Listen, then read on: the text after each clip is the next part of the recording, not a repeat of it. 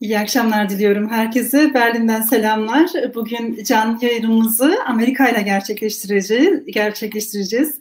Bugünkü konuğumuz değerli hocamız New York Üniversitesi, New York'ta Columbia Üniversitesi Tarih Bölümü öğretim üyesi Doktor Ahmet Tunç Şen hocamız. Hocam hoş geldiniz. Hoş bulduk Fatma Hocam. Çok teşekkür ederim beni ağırladığınız için. Teşekkür ederim. Sağ olun. Siz de davetimizi kabul ettiniz. Nasılsınız hocam? İyiyim çok şükür. Malum pandemi şartları altında yaşamaya çalışıyoruz, işleri yapmaya çalışıyoruz ama çok şükür bir yaramazlık yok. Siz nasılsınız? Almanya'da her şey yolunda mı? Evet, biz de iyiyiz. Çok teşekkür ederiz. Almanya'da bugün inanılmaz derecede bir kar fırtınası var ve geceleri eksi 20 dereceye kadar düşüyor. Dolayısıyla da bugün pazar günü olmasına rağmen bütün gün içeride kaldık. Burada da bugün kar fırtınası var aslında. İlginç bir tesadüf olmuş. Çok soğuk değil gerçi hava ama dışarıda göz gözü görmüyordu biraz önce baktığımda. Evet. İşte bu programdan sonra belki dışarı çıkma şansı olacaktır yani karla oynamak. Bugün tabii sizin orada saat biraz daha erken sanırım. Şu anda öğle saatlerinde evet. Şu anda Amerika'da. Öğlen 1 şu anda burada saat. Evet. İşte daha günü öldürmedik. Çok güzel hocam. Bugün çok ilginç bir konuğumuz var. Çok değerli hocamız Tunç hocamız bizim bu davetimizi geri çevirmedi ve şu anda bizlerle birlikte. Ama başlamadan önce çok kısa olarak kendisinden dinlemek isteriz hocam. Nerede doktora yaptınız? Araştırmalarınız nelerdir? Bizi dinleyenler sizin hakkınızda kısa bilgi edinebilir mi? Tabii yani insanın kendisinden bahsetmesi de biraz zor ve tuhaf ama hani Türkiye'de doğdum, Türkiye'de büyüdüm ve yetiştim. Doktora yapmak için aslında Amerika'ya ilk defa geldim. Chicago Üniversitesi'nde Yakın Doğu Dilleri ve Uygarlıkları bölümünde doktora çalışmalarımı tamamladım 2016 senesinde. Doktoramı yine bugünkü konu çerçevesinde aslında yapmıştım. Osmanlı dünyasında astroloji ve müneccimler, özellikle de 15. ve 16. yüzyıllarda. Doktorayı tamamladıktan sonra bir sene Hollanda'da Leiden Üniversitesi'nde Osmanlı tarihi uzmanı olarak çalıştıktan sonra tekrar Amerika'ya döndüm ve 2017'den beri New York'ta Columbia Üniversitesi'nde tarih bölümünde çalışmalarımı sürdürüyorum. Genel olarak bilginin ve bilginlerin tarihi üzerine yoğunlaşıyorum diyebilirim. Nücum bunun bir meselesi, bir boyutu. Müneccimler ve onların dünyası, bildikleri, hizmetleri şu anda ağırlıklı olarak yoğunlaştığım alan diyebilirim. Çok güzel hocam. Çok da iyi yapmışsınız hocam. Çünkü araştırmalarından aslında bu konularda özellikle de 2 hafta önce Usturlab'la ilgili yaptığım videoda bu konuyla ilgili gerçekten çok fazla daha öncesinde araştırma olmadığı, son dönemlerde araştırmaların yoğunlaştığı dikkatimi çekti. Çok da ilginç, çok heyecan verici bir konu üzerine çalışıyorsunuz. Özellikle de Amerika'da, New York'ta eminim bu sizin derslerinize ve alanlarınızla ilgi oranı yüksektir diye düşünüyorum. Bugün de aslında programımız çok ilginç olacak. Günümüzde yani ya da aslında günümüzde değil her zaman insanların önyargıyla baktığı bir alan var, astroloji. Dolayısıyla insanlar da buna hep olumsuz anlamda baktığı için de belki bir önyargı oluşabilir ama bugün biz tarihi yönünü, Osmanlı'daki yönünü ele alacağız. Sizinle birlikte müneccimlik nedir, müneccimler neler yapar, astroloji Osmanlı'da nasıldı, ne şekilde ilerledi, hangi alanlarda kullanılıyordu, bu konuyu ele alacağız. İsterseniz hocam ilk soruyla başlayalım. Tabii lütfen buyurun. Evet. Bu arada eğer arkadaşlar sorularınız olursa mutlaka sorabilirsiniz. Hocamızın sunumundan sonra sorularınızı da mutlaka cevaplamaya çalışacağız elimizden geldiğince. Hocam şimdi müneccim diye başladık. Aslında ilk kelimeyle başlayalım. Şimdi dedik ya bu alan biraz yanlış anlaşılıyor, biraz karıştırılıyor. Müneccimler kimlerdir? Falcı mıdır, sihirbaz mıdır, yoksa alim insanlar mıdır Osmanlı'da? İsterseniz buradan bir başlayalım. Çok teşekkürler bu soru için Fatma Hocam. Aslında çok zor bir soru bunu hemen yanıtlaması. Zira farklı farklı dönemlerde müneccim kelimesinin farklı farklı çağrışımları olabiliyor. Farklı grupların nezdinde müneccim başka anlamlara gelebiliyor. Tabii özellikle 20. yüzyıl ve sonrasında müneccim kelimesi olumsuz manada daha çok kullanılıyor. Fazla insanların kendisini müneccimim diye lanse etmesini bile engelleyecek şekilde bir takım negatif çağrışımları var. İşte müneccimlerin işte büyücü, falcı, sihirbaz olduğu yönünde genel bir kanı hakim olmuş 20. yüzyıldan sonra. Hani müneccim dediğimiz zaman aklımıza gelen imgeleri düşündüğümüzde işte sanki bir kürenin arkasından geleceği okumaya çalışan, bir takım gizli güçleri olan, bir takım ruhani güçleri olan falcılar daha çok canlanıyor insanların zihninde. İşte görsel müneccim imajlarını ya da bir takım filmleri vesaireyi düşündüğümüzde de aslında müneccim kelimesi çok da hani matah bir kelime diye çınlamıyor birçok insanın nezdinde belki. Geçmişte böyle miydi bu? Müneccim dendiği zaman ne anlaşılıyordu? Ya da Osmanlılar müneccimden ne anlıyordu? Kimlere müneccim diyorlardı gibi bir soru aslında başka bir takım cevapları getirebilir. Şimdi Osmanlı entelektüellerinin ya da okunmuş yazmışlarının dilinde müneccim farklı farklı anlamlar ifade edebiliyor. Mesela Piri Reis, hepimizin ve izleyicilerimizin de eminim ki bildiği bir isimdir. Christoph Kolomb için müneccim kelimesini kullanıyor. İşte 18. yüzyılda Fransa'ya elçi olarak atanmış 28 Mehmet Çelebi vardır mesela. Fransa'yı, Paris'i dolaşıyor, oradaki rasathaneye gidiyor. Ama rasathane kelimesini kullanmıyor. Onun yerine müneccimhane kelimesini kullanıyor. Dolayısıyla müneccim kelimesini daha çok ilmi, bilimsel bir takım gözlem faaliyetlerini yürüten bir kesim ile özdeşleştirdiğini görüyoruz. Ama öte yandan müneccimleri basit bir işte falcılıkla, büyücülükle, sihirbazlıkla eşleştiren kimi Osmanlı alimleri de var. Dolayısıyla aslında çok önemli bir soru ama cevaplaması zor bir soru.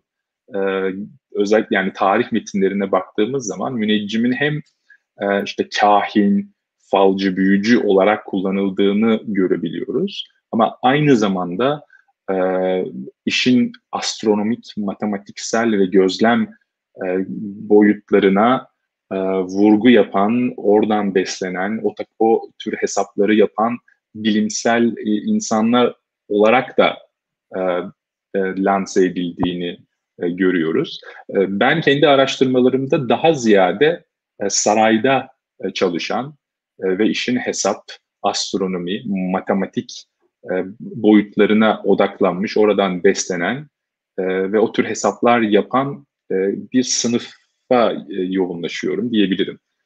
Ama tabii piyasada ya da işte pazarlarda vesaire dükkanları olan bir takım falcı, büyücü vesaire de var ve onlara da müneccim diyor. Ama benim kendi araştırma saham daha ziyade işin teknik kısımlarına odaklanabilen ve o tür bilgiye sahip uzmanlar.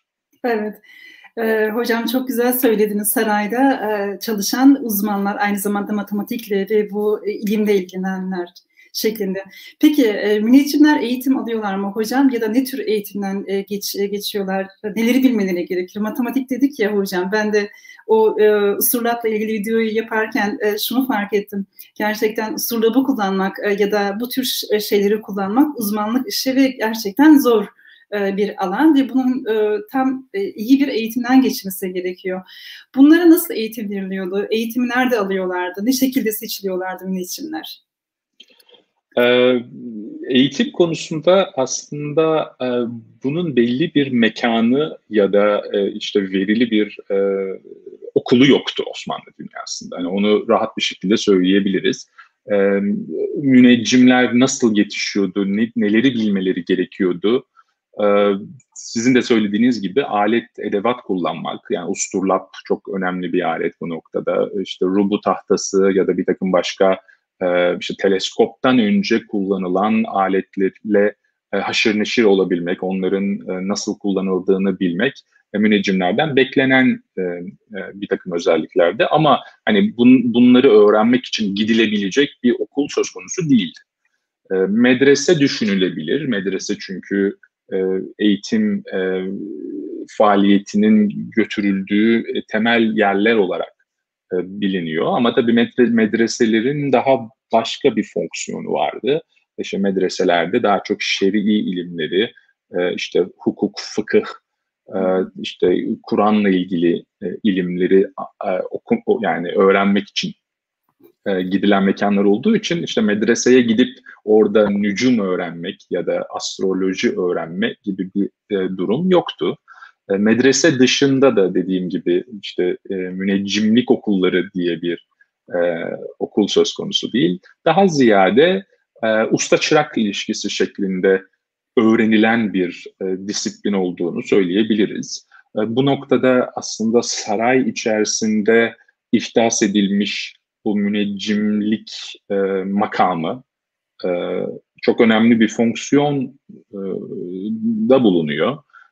Zira işte 15. yüzyıl sonundan itibaren bu saray organizasyonu içerisinde sayıları değişmekle birlikte genelde 4-5 müneccimin aynı anda istihdam edildiğini biliyoruz. Tabii bu isimlerin sarayda bir hanesi ya da bir mekanı yok. Çünkü saray halkı içerisinde değerlendirilmedikleri için sarayda diğer bir takım vazifelerin olduğu gibi onlara ayrılmış bir mekan yok. Biraz alaylı, biraz dışarılıklı bir kesim bu. Ve babadan oğula geçen de bir süreci tespit etmek mümkün çoğu zaman. Dolayısıyla hani aile içerisinde ya da daha önce dediğim gibi usta-çırak ilişkisi şeklinde kendi hanelerinde ya da kendi meclislerinde öğrenilen bir bilim sahası ya da ilim sahası diyebiliriz. Rasathaneler belki düşünülebilir. Yine müneccimlik meselesinde müneccimliğin bilmesi gereken temel şeylerin öğretildiği mekanlar olarak.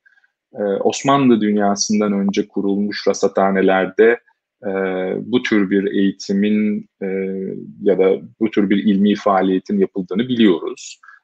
Mesela 15. yüzyılda Semerkant'ta Timur döneminde işte Ulu Bey'in inisiyatifiyle kurulmuş rasathanede çok sayıda nücum erbabı ki onları müneccim olarak tanımlamakta benim açımdan hiçbir beis yok ama dediğim gibi bir takım ön yargılardan ötürü onlara müneccim demeye pek sıcak bakmayabiliyor birçok insan.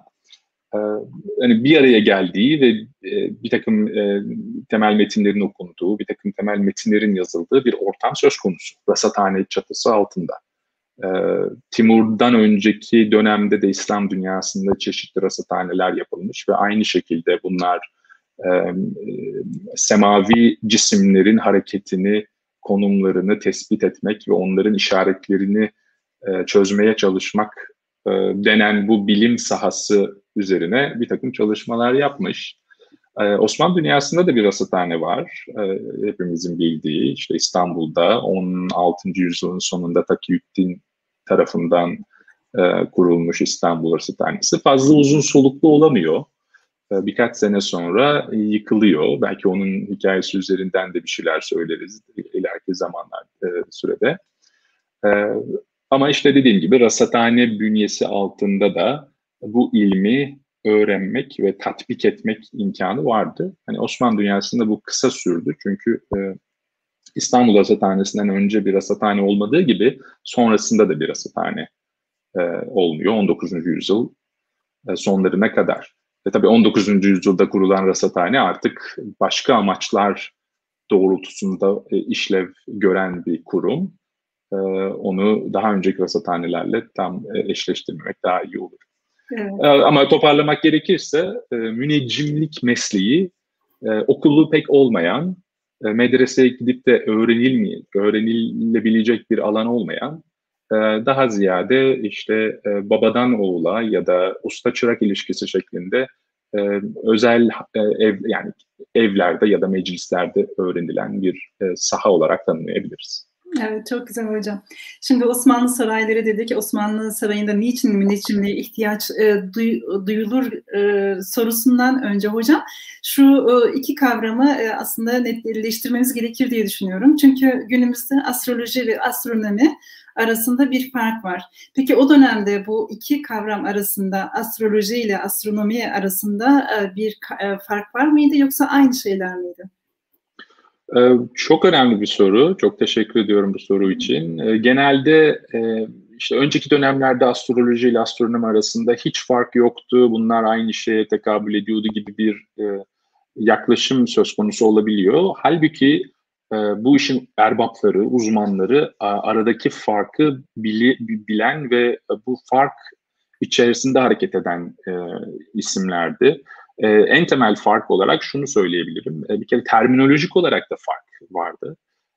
Astronomiyi daha ziyade ilmi heyet olarak tanımlıyordu bu işin erbapları.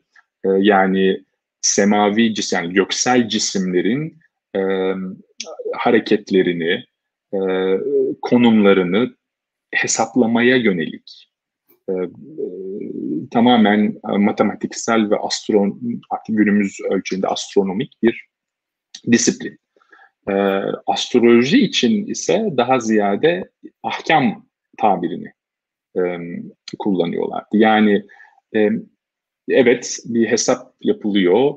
Göksel cisimlerin belli bir anda ne tür konumda olduğunu matematiksel olarak hesaplamaya çalışıyorlar. Ama daha sonra o hesabı yani o konumların ne tür işaretlere sahip olduğu, dünyada olacak olan bir takım olaylarla ilgili ne tür anlamlar taşıdığına yönelik bir işaretleri çözme sanatı, işaretlerden bir takım hükümler çıkartma sanatı olarak da astrolojiyi kullanıyorlardı. Dolayısıyla hani astronomi, astroloji aynıydı demek önceki yüzyıllarda tam da doğru bir yaklaşım olmayabilir.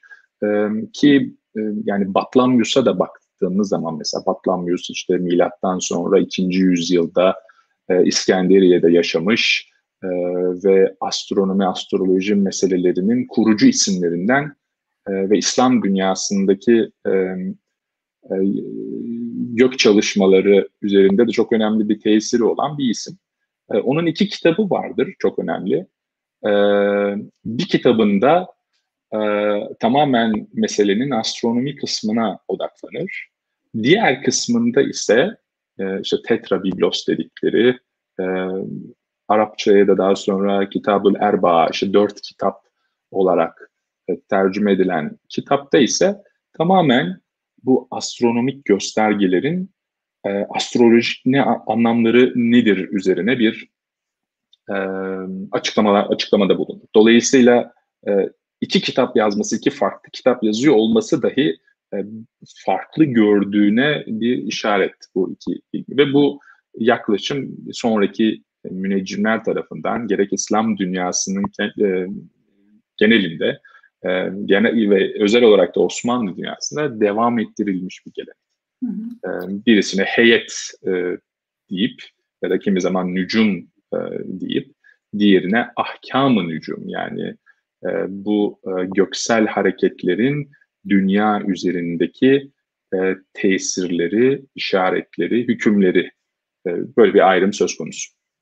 Çok güzel hocam. Hocam peki Osmanlı'da müneccimlerin olduğunu nasıl çıkarıyoruz tarihçi olarak, araştırmacı olarak? Yani bize dil sunan, veri sunan şeyler nelerdir? Bunları nereden anlayabiliriz? Çok fazla kayıt var elimizde. Bir kısmı çalışıldı, bir kısmı aslında hala çalışılmayı bekliyor. Elimizde müneccimlerin kendi yazmış olduğu eserler var.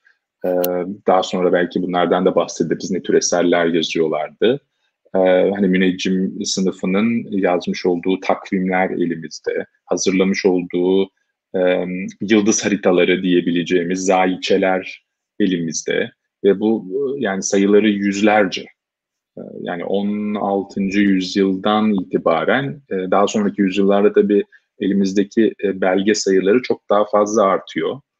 Genel olarak Osmanlı arşivinin yapısıyla da alakalı olarak. Hani müneccimlerin kendi yazmış olduğu eserler var öncelikli olarak.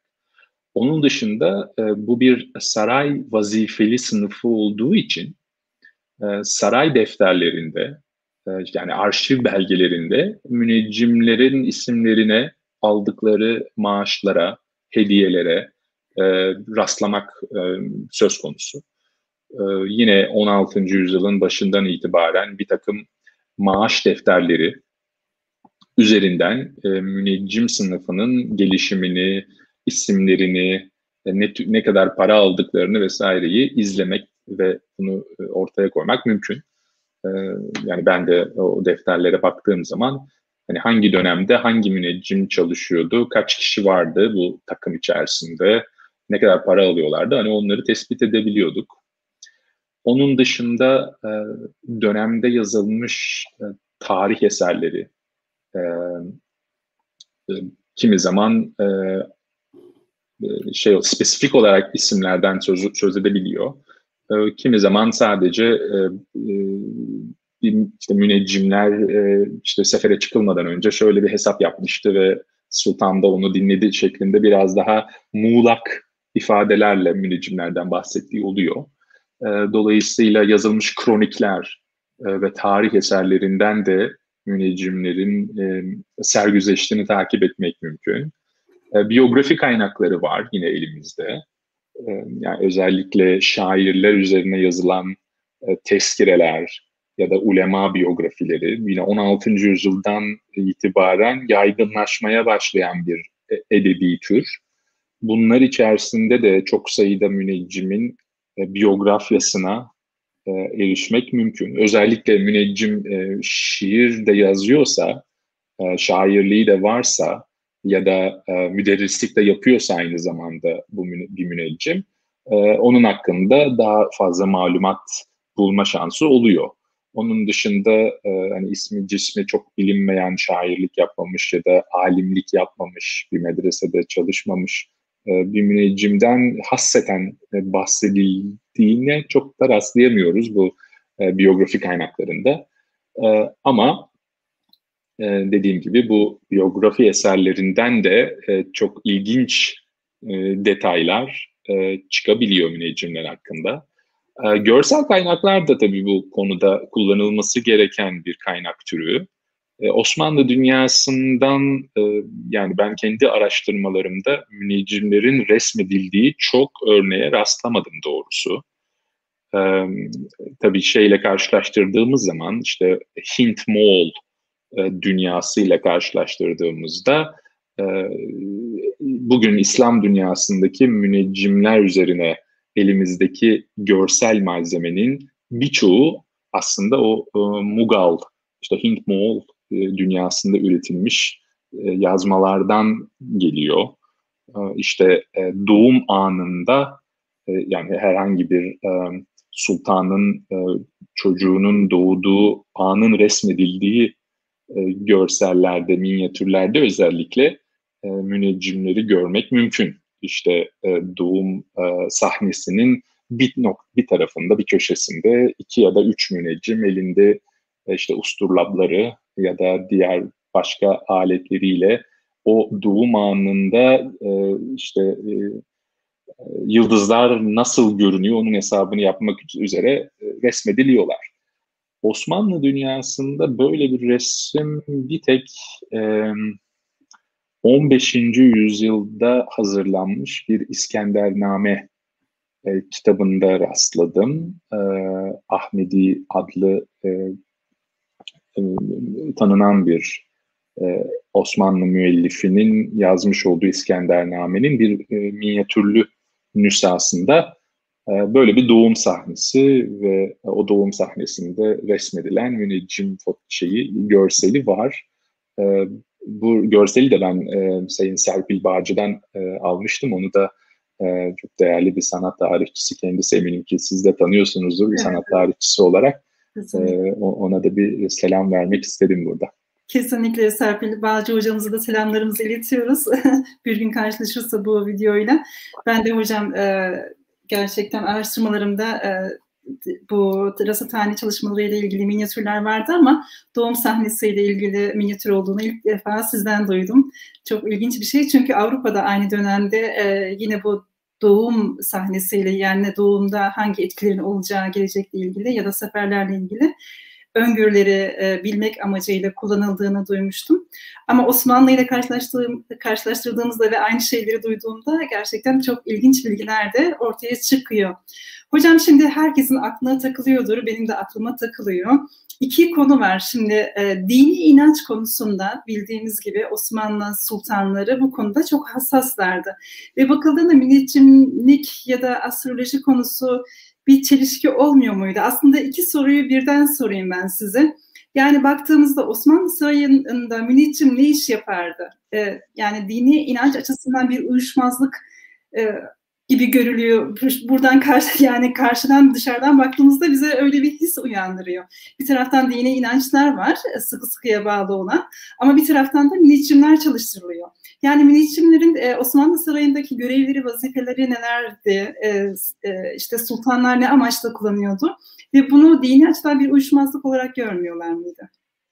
İsterseniz önce ne tür vazifeler görüyordu müneccimler, onları bir şöyle kabaca özetleyelim. Ne tür hizmetlerde bulunuyorlardı, ne tür eserler yazıyorlardı. Onların içinden belki dinen sakıncalı olup olmayanlar neler olabilir?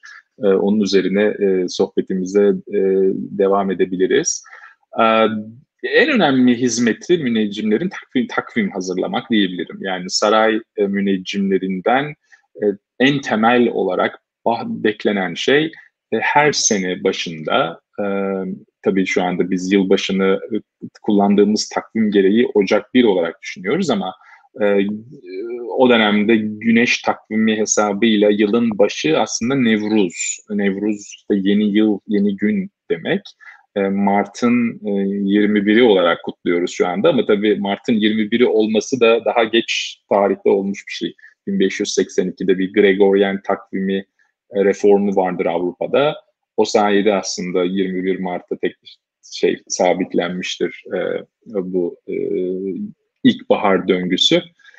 Ondan önce 1582'den önceki dönemlerde Mart'ın 11'i 12'si gibi düşünebiliriz. İşte o sene başında, yani yeni yıl dönümünde, ilkbahar dönümünden hemen önce bir takvim hazırlayıp onu gerek padişaha gerek diğer devlet erkanına sunmak temel vazifeleri diyebiliriz müneccimlerin. Bu takvimler ne içeriyordu? Ne tür bilgiler veriyordu? Bir bizim bugün anladığımız anlamda bir takvim bilgisi veriyor. Sonuçta Osmanlı dünyasında gerek ay takvimi gerek güneş takvimi kullanılan takvimler. İşte ay takvimi ile güneş takvimi arasında hepimizin malumu 11 günlük bir fark var. Her sene geriye giden, işte Ramazan mesela her sene başka bir ay içerisinde başlıyor ve bitiyor.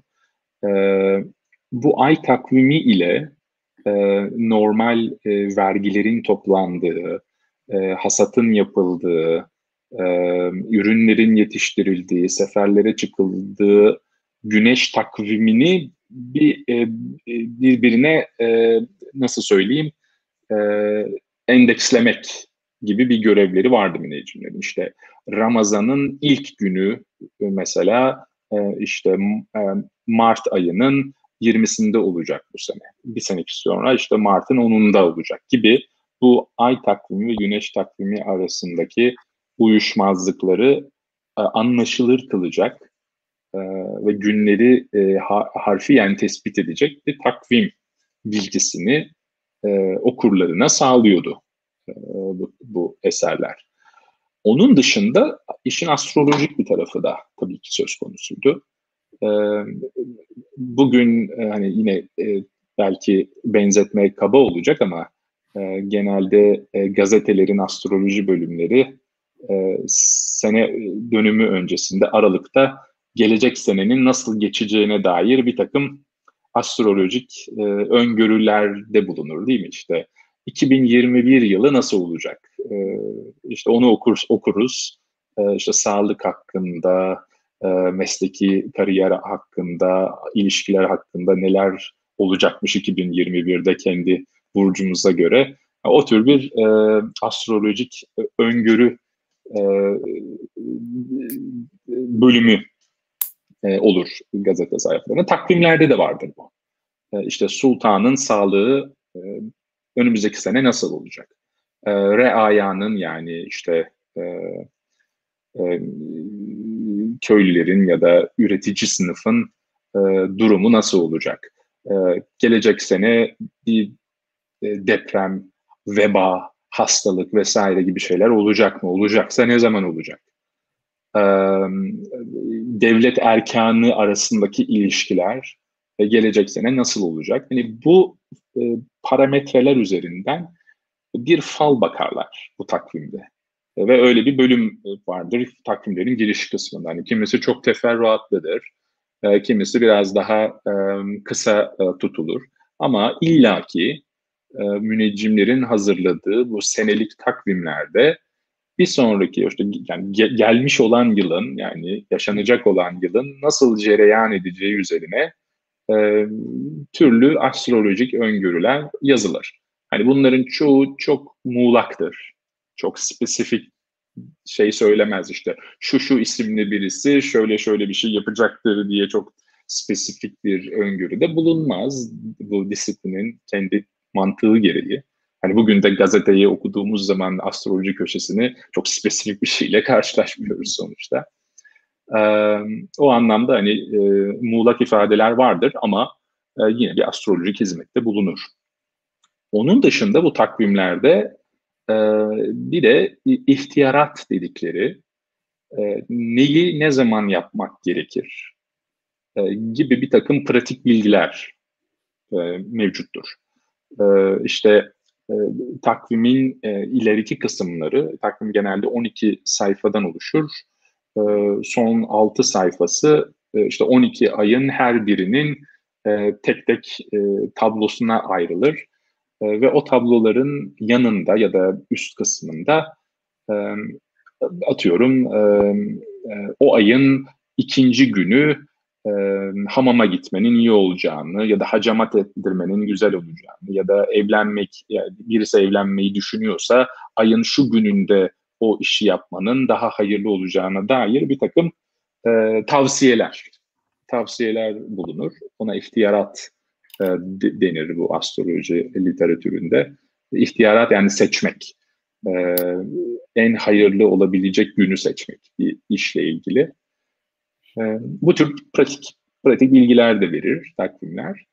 Bir de o yıl eğer müneccimler kendi hesaplarında bir takım önemli semavi olayları bekliyorsa, mesela güneş tutulması gibi ya da ay tutulması gibi bir takım olayların olacağı beklentisi varsa ya da hesabını yaptıysa müneccim, onların ne zaman olacağını da yine bu tablolarında spesifik olarak söyler.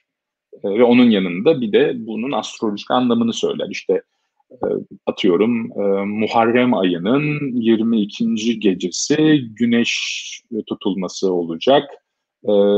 İşte bunun da şöyle bir takım işaretleri ya da sonuçları olacak şeklinde sultana yönelik ya da o devlet erkanına yönelik yine astrolojik öngörülerde bulunur.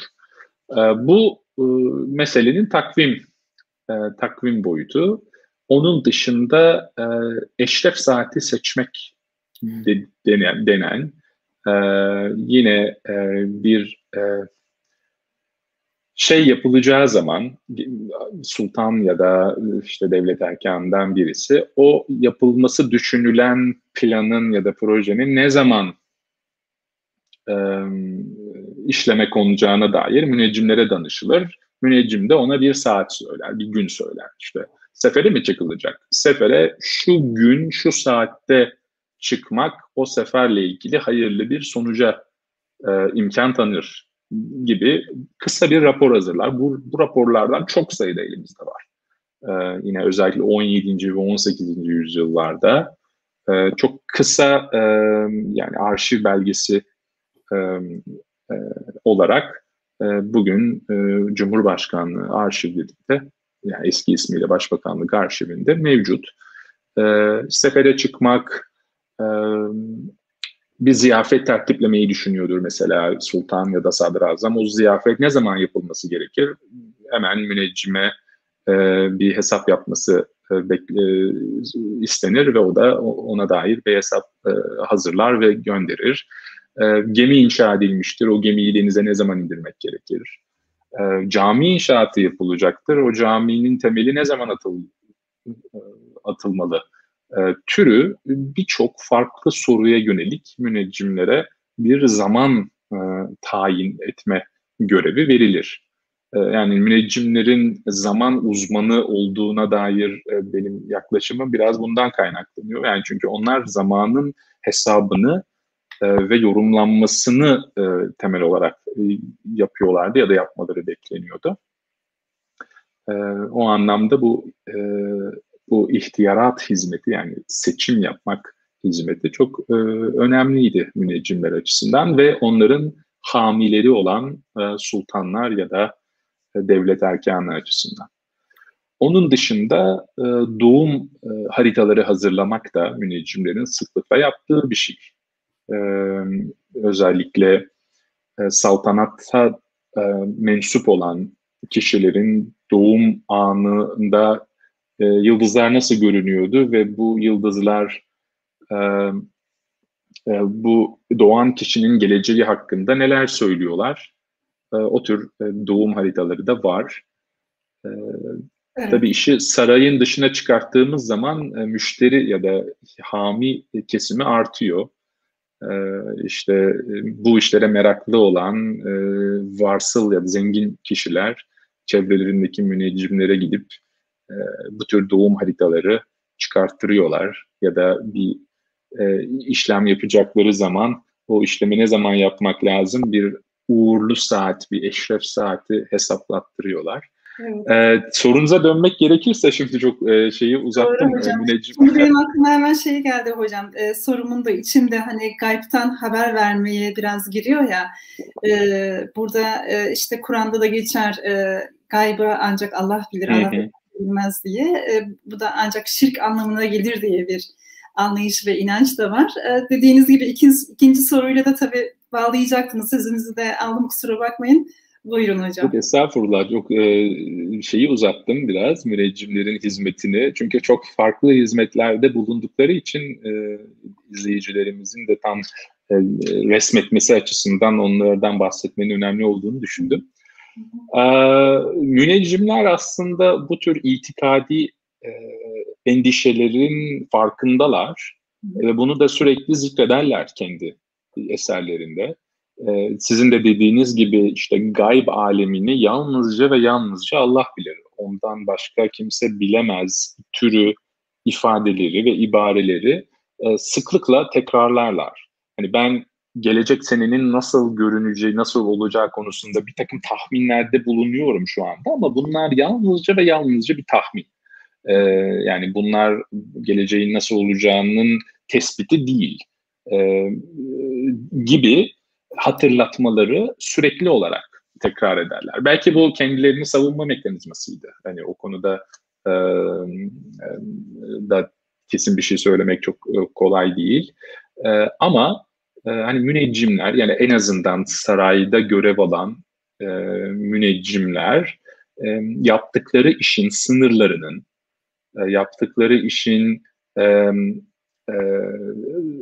tahmini olduğunun, kesin bir şey söylemiyor olduğunun, yalnızca ve yalnızca bir takım tavsiyeler bulunmak olduğunun bilincinde olarak hareket ediyorlar. Tabii bu onları suçlanmaktan ya da din dışı olarak değerlendirilmekten alıkoymadı.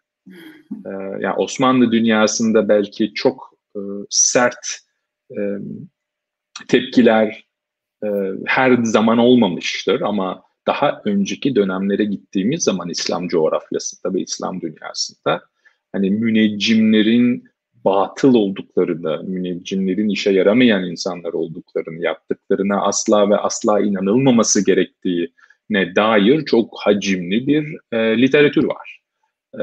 Yani çok sayıda İslam alimi, adlarını belki dinleyicilerimizden, izleyicilerimizden kimisinin de bileceği çeşitli tarihçi ya da fakih ya da işte entelektüel ayrı ayrı reddiyeler yazmışlardır. İşte İbn Sina'nın meşhur bir reddiyesi vardır. Niye astroloji ya da müneccimlerin yaptığı işin batıl olduğuna dair. Farabi'nin vardır. İbn Haldun çok sert bir şekilde eleştirmiştir. İbn Teymiye gibi bir takım daha müteşerri diyebileceğim alimler çok kesin bir dille, çok sert bir şekilde reddetmiştir müneccimleri ve onların yaptığı ilmi. Osmanlı dünyasında da hani bu kadar kesin ve keskin olmasa da müneccimlere dair böyle bir nasıl söyleyeyim e, ikircikli bir yaklaşım var. Yani evet müneccimler sarayda mevcut, evet saray dışında da etrafta dolaşan, hizmet gören müneccimler var. Evet bu müneccimler yaptıklarının sınırlarını ya da problemlerinin farkındalar. Ama yine de müneccimlik aslında çok da matah bir şey değil. Zararlı olabilecek bir şey.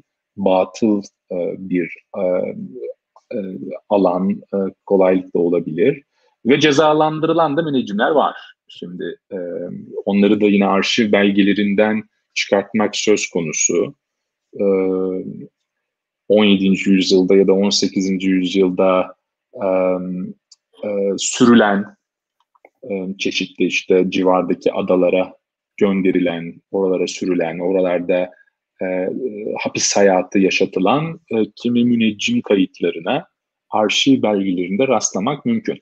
Bu hapsedilen ya da sürgüne gönderilen müneccimler müneccimlik yaptıkları için mi sürülmüşlerdi yoksa bir takım fesata el verdikleri için ya da işte bir takım huzursuzluklar çıkardıkları için mi hapsedilmişlerdi?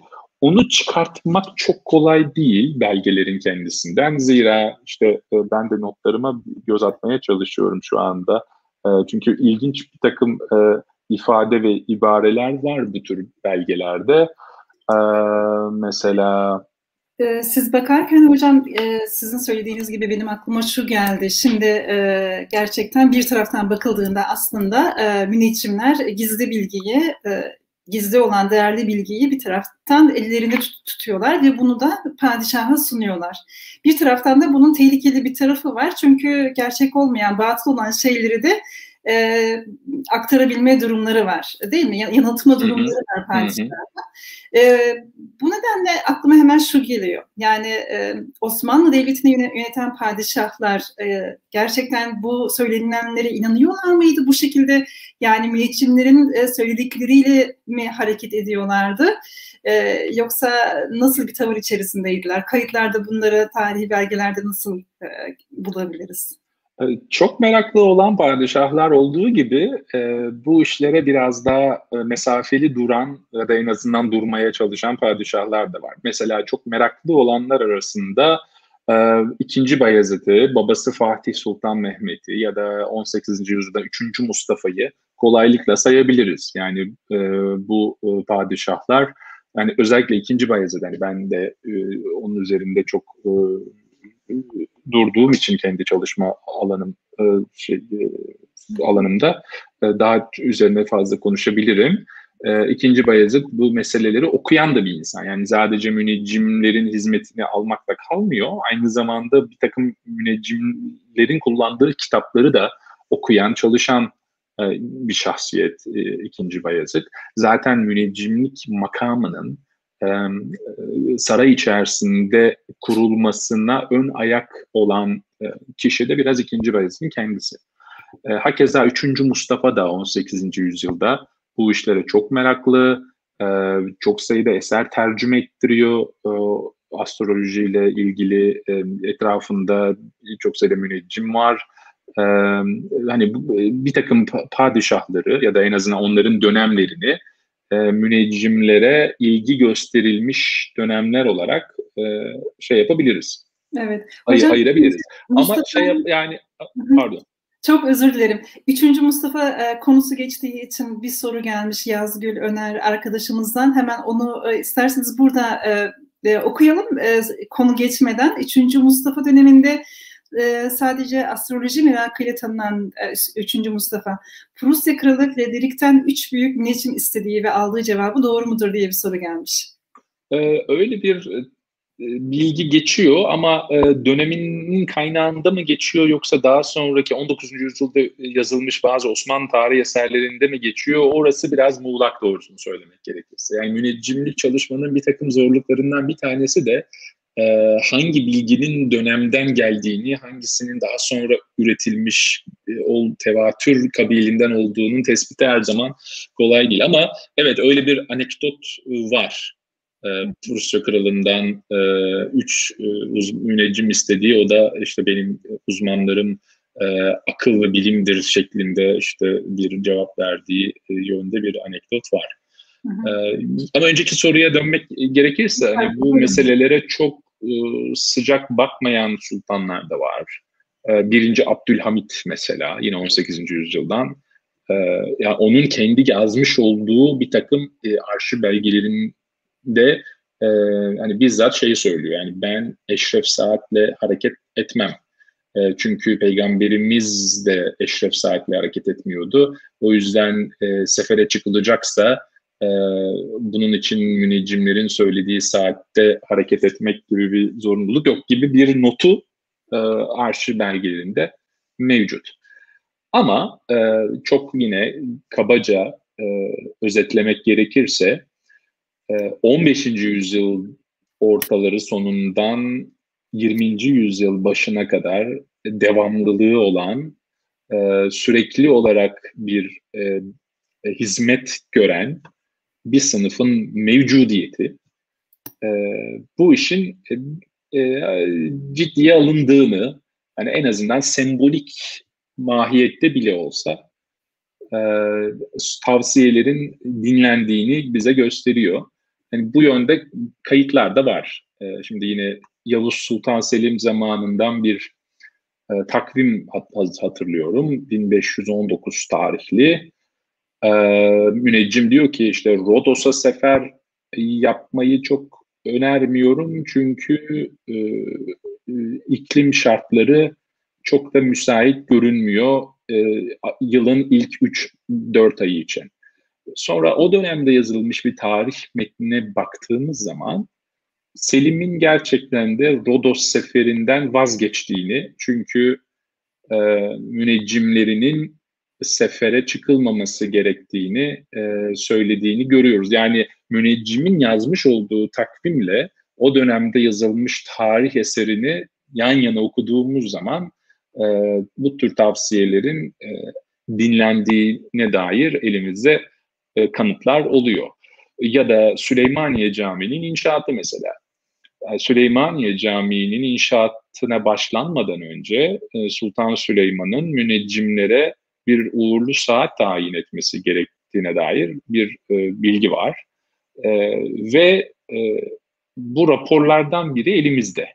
1550 yılında o dönemde müneccim başılık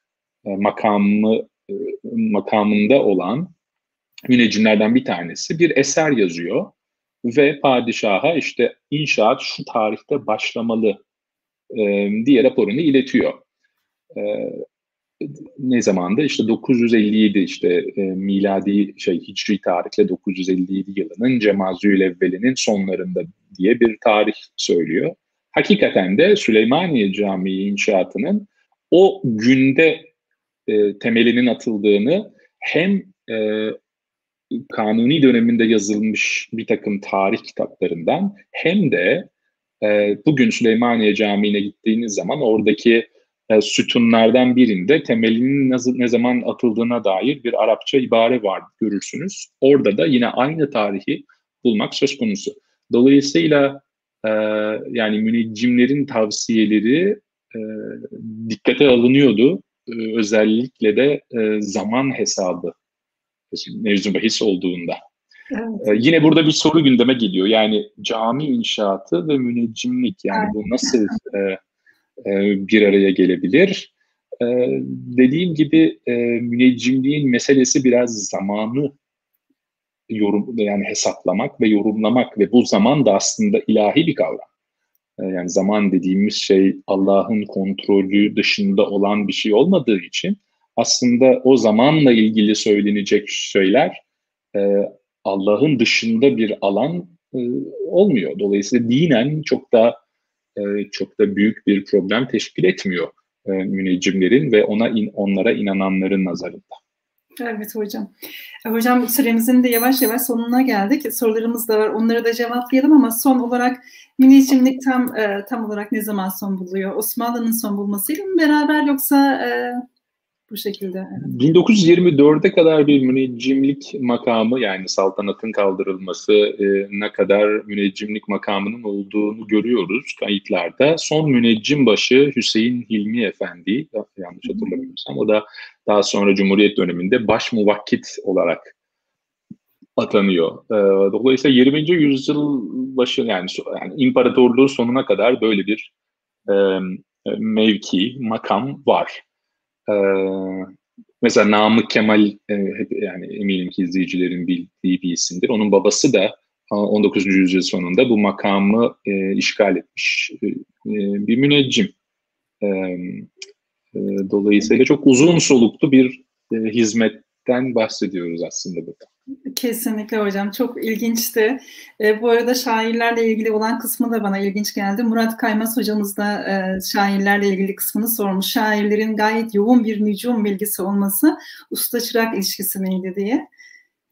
Bu şekilde bir soru var. Aslında özellikle 19. yüzyıl öncesi dünyada bu nücum bilgisi hem şairlerin hem de kendisini entelektüel olarak gören, okumuş kesimin bilmesi gereken bir takım bilgiler arasındaydı. Yani işte yıldızlar neydi? O yıldızların ne tür özellikleri vardır? Asgari bir bilgiyi birçok şairde ya da birçok okumuşta görebiliyoruz.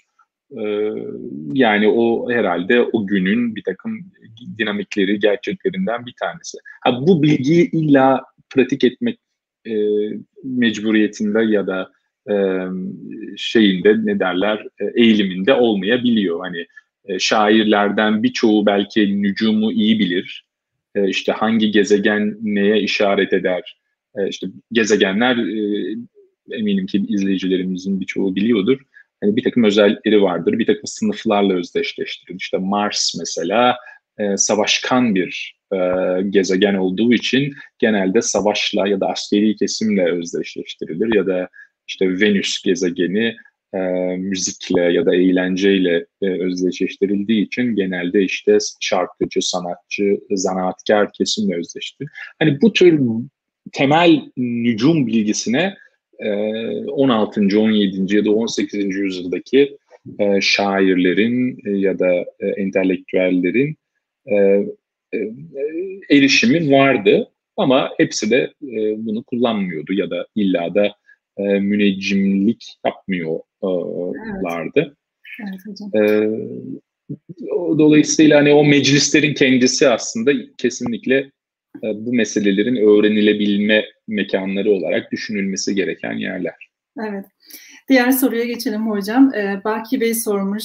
Osmanlı'da Müneccimbaşı Fani Mehmet Efendi'nin Oğuz Kağan'ın Kur'an-ı Kerim'de adı geçen Zülkarneyn olduğu konusundaki söylemi hakkında fikrinizi paylaşır mısınız demiş. O konuda doğrusunu söylemek gerekirse hani karşılaştığım bir bilgi olmadı. Ona ben de daha sonra bakmak isterim. Evet. Kusura bakmasın Baki Bey yanıtlayamadığım evet. için. Ama Zülkarneyn'in kendisiyle ilgili tuhaf bir takım anekdotlar bulmak mümkün müneccimlerin kendi yazdıkları içinde. Ama bu tür spesifik bir referansla ben doğrusu karşılaşmamıştım ama öğrenmek isterim doğrusu. Evet, Baki Bey'e sorusu için çok teşekkür ediyoruz yine de. Hayal Güleç sormuş, teşekkür ederiz. Hayalciğim selamlar bu arada. Arkadaşımız Akdeniz Üniversitesi'nde öğretim üyesi. Osmanlı dönemindeki astroloji çalışmaları o dönem Avrupa'sı ile kıyasla ne durumdadır diye sormuş. Tabii Avrupa'da astroloji 15. 16. ve kısmen de 17. yüzyılda bir takım okullarda öğrenilebilen bir bilgiydi.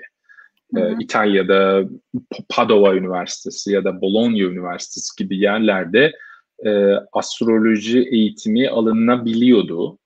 17. yüzyılın sonundan itibaren Avrupa'da astrolojinin artık yavaş yavaş gerilediğini, üniversite çatısı altında mevcut olamadığını, çok da fazla rağbet gösterilmeyen işte modern bilimlerin yavaş yavaş yükselmesiyle de paralel olarak tabii ki biliyoruz Avrupa'da. O anlamda Osmanlı dünyasıyla arasındaki belki en temel fark bunun bir okulunun Avrupa'da olabildiği ama Osmanlı dünyasında olamadığı. İkinci bir fark yani matbaa ile ilgili bir durum.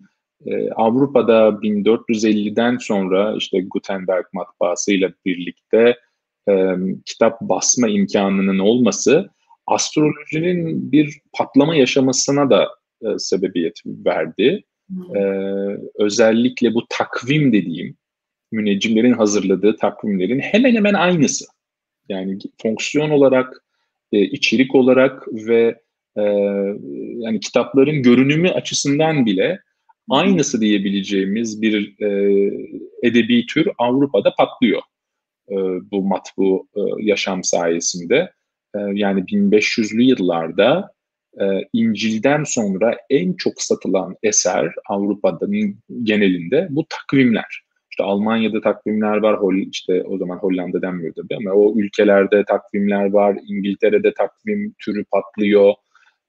Yani senelik 400 bin, 500 bin adet takvim satılıyor. Bunun bir benzeri Osmanlı'da tabii söz konusu değil. Çünkü matbaa olmadığı için bu tür eserler ancak ve ancak müneccimlerin ve yardımcılarının işte istinsah etmeleri, işte kopyalamaları, elleriyle kopyalamaları sayesinde çoğaltılabiliyordu. O da etki alanını tabii biraz demeyeyim, bir hayli kısıtladı. Evet hocam.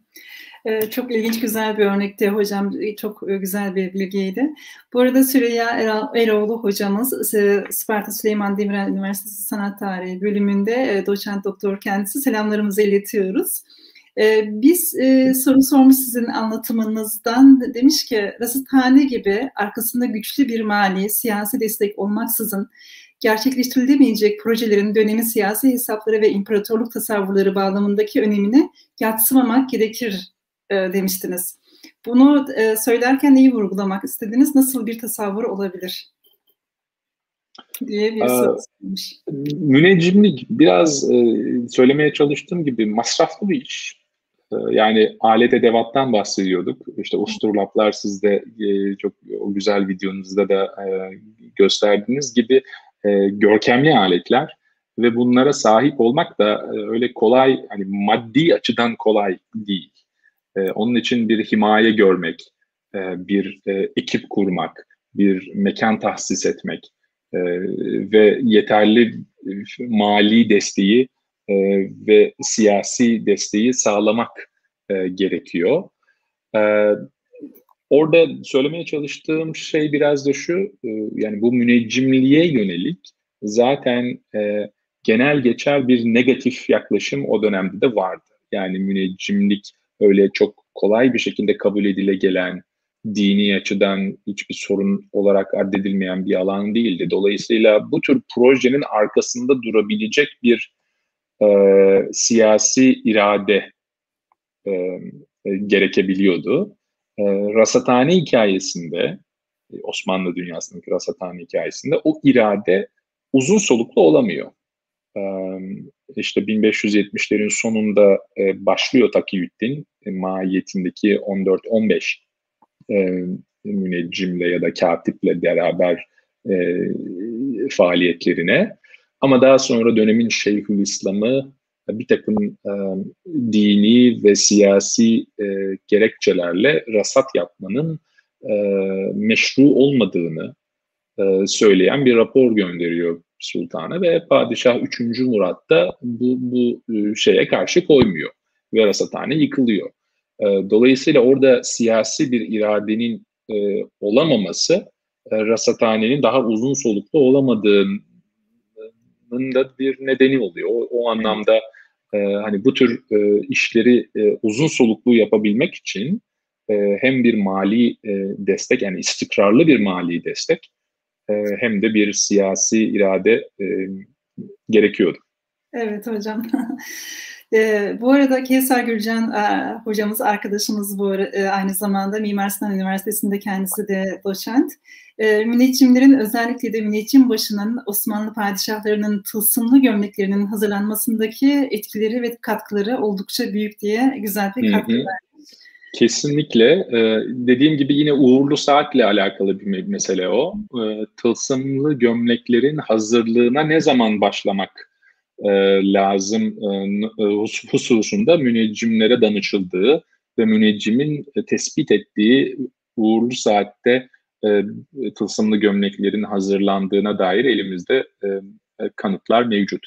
Özellikle Cem Sultan'ın eldeki tılsımlı gömleğinin hikayesi aslında bunu açıkça ortaya koyuyor.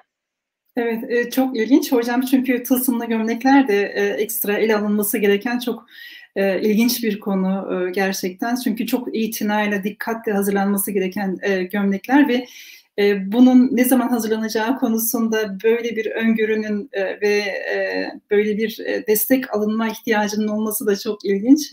Bu konuyu da bilmiyorduk. Söylediğiniz iyi oldu. Kesinlikle. Evet hocam.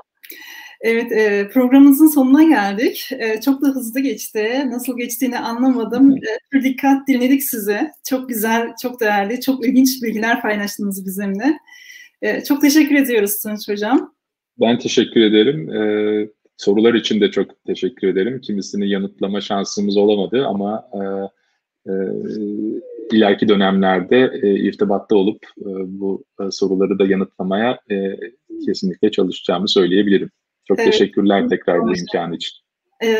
Biz de çok teşekkür ediyoruz. Bu arada Tunç hocamızın bir sonraki çalışması yine bu konunun daha genişletilmiş, daha kapsamlı şekilde ele alacağı, yayınlayacağı bir kitap olacak. İnşallah o kitabı yayınlandıktan sonra da ikinci bir program yapmak nasip olur bize hocam.